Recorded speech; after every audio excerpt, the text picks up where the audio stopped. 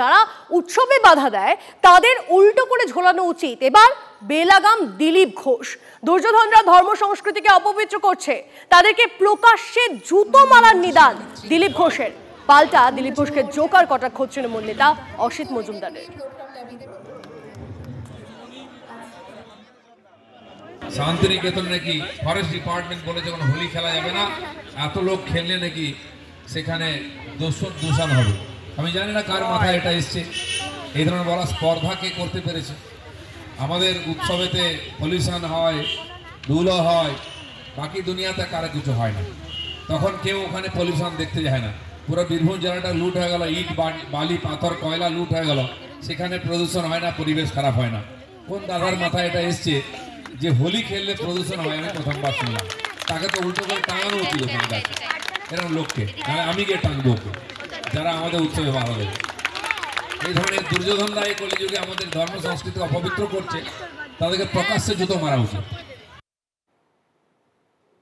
দিলীপ ঘোষের উল্টো ঝোলানো মন্তব্যে পাত্তা দিতেই নারাজ কুণাল। প্রশাসন অনেক আগেই নোটিশ দিয়ে সোনাঝুরিতে রং খেলায় নিষেধাজ্ঞা পোস্টার প্রত্যাহার করেছে।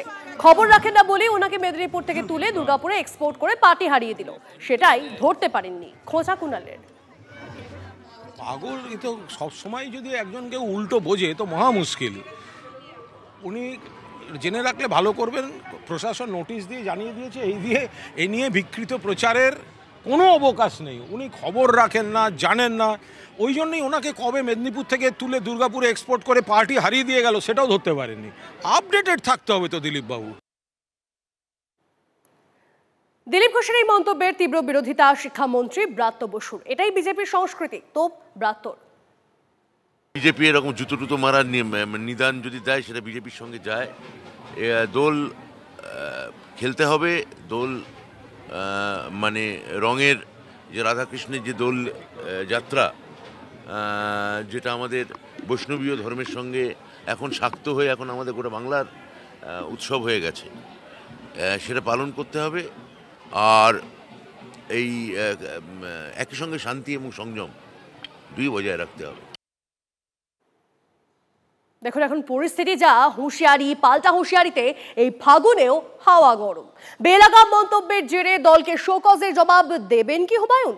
24 ঘন্টার মধ্যে জবাব তলব করে তৃণমূলের শৃঙ্খলা রক্ষা কমিটি মচকাবেন হুমায়ুন, নাকি অবস্থানে অনড় থেকে প্রত্যাঘাত? জাতিকে আক্রমণ করলে ছেড়ে কথা নয়, হুঁশিয়ারি দেন হুমায়ুন। শুভেন্দুকে ঠুসে দেওয়ার পর ঘেরাওয়ের হুঁশিয়ারি হুমায়ুনের। হুমকি পাল্টা হুমকির সংস্কৃতি কেন বঙ্গ রাজনীতির রেওয়াজ? কেন ধর্মযুদ্ধে পরিণত তৃণমূল বিজেপির লড়াই? যতক্ষণ গোটা মুসলিম সমাজকে এইভাবে কুৎসিত ভাষায় আক্রমণ করা বন্ধ না করবে, বা যে কথা বলেছে মঙ্গলবার সেই কথা যদি প্রত্যাহার না করে, মুর্শিদাবাদে ওনাকে পাঠিয়ে দেন, আগে থেকে যেন আপনাদেরকে জানিয়ে দেয় যে আমি অমুক টাইমে ঢুকছি, তারপরে আমি আমার ভূমিকা দেখাবো। ঘিরে রেখে দেবো, ওই বক্তব্য প্রত্যাহার করে নিয়ে তবে ছাড়বো। হিম্মত থাকলে ফেলুক না।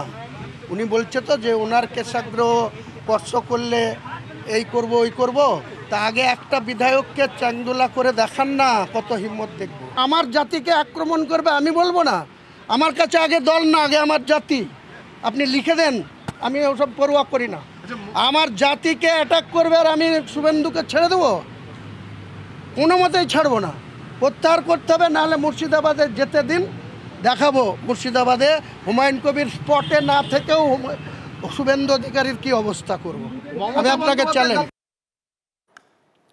প্রদীপ্ত আমাদের প্রতিনিধি আমাদের সঙ্গে রয়েছেন, প্রদীপ্তর সঙ্গে কথা বলবো। প্রদীপ্ত, বিগত বেশ কিছুদিন ধরে দেখছি, আমরা 2-3 দিন ধরে দেখছি বেলাগাম মন্তব্য করছেন হুমায়ুন কবির। এবার তাকে শোকজও করা হয়েছে, কিন্তু তার জবাব কি তিনি দেবেন? এখন অবধি আবহ কি বুঝছো?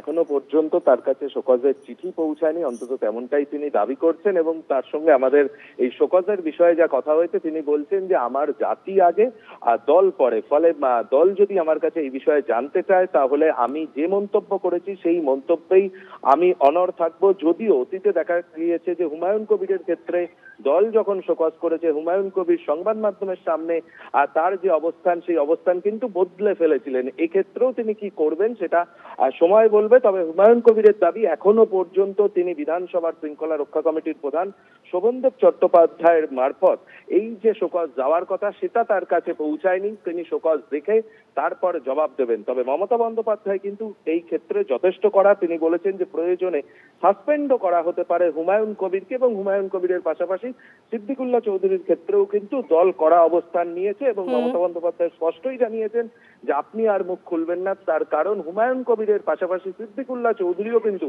শুভেন্দু অধিকারীর সম্পর্কে আপত্তিকর মন্তব্য করেছেন, যা দলের ভাবমূর্তি কোথাও গিয়ে ক্ষুণ্ণ হচ্ছে।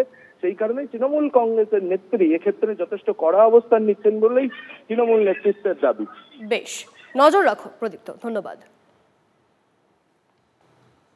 হুমায়ুনকে শোকজ, তৃণমূলের গুরুত্ব দিতে নারাজ সুকান্ত। আগেও বহুবার হয়েছে, কাজের কাজ কিচ্ছু হয়নি।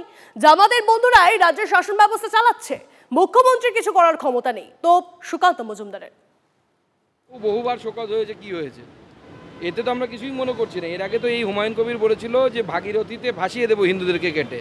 মুখ্যমন্ত্রী কিছু করতে পেরেছে? করতে পারবে না, ক্ষমতা নেই। কারণ এই জামাতের বন্ধু যারা পশ্চিমবঙ্গে আছেন তারাই শাসন ব্যবস্থাটা চালাচ্ছে। খোঁচা আরো বাকি। রাজনীতি না করে মৌলবী হয়ে যান হুমায়ুন কবির, এই খোঁচা দিলীপ ঘোষের। উল্টো পাল্টা মন্তব্য করে বারবার টেনশন তৈরি করেন হুমায়ুন। তৃণমূলের উচিত হুমায়ুনকে বহিষ্কার করা, তোপ দিলীপ ঘোষের। তাহলে দল করতে হুমায়ুন কবির যদি দলের কথা না ভাবে ধর্মের কথা ভাবেন তো মৌলবী হয়ে যান, মৌলবী হাকিমের মতো ধর্ম প্রচার করুন। রাজনীতি কেন করতে এসছেন? রাজনীতি করতে গেলে এই দেশের সংবিধান মেনে তার মাধ্যমে করতে হবে। বাকি তার বাইরে কিছু করলে সরকার আছে, কোর্ট আছে, তারা দেখবে। এবং উনি যে ঠিক করেনি সেটা তার পার্টি তাকে শোকজ করেছে, তাকে সাসপেন্ড করা উচিত, বহিষ্কারও করা উচিত। এই ধরনের লোকেরা উল্টাপাল্টা বলে সবসময় একটা টেনশন তৈরি করে। এর আগে উনি এ ধরনের কাজ করেছেন।